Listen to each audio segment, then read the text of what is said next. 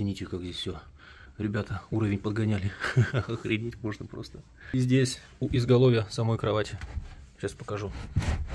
Это, если что, должна быть опора.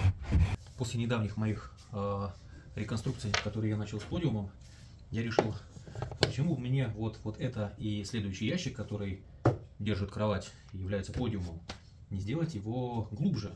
Потому что, как говорится, много места мало не бывает.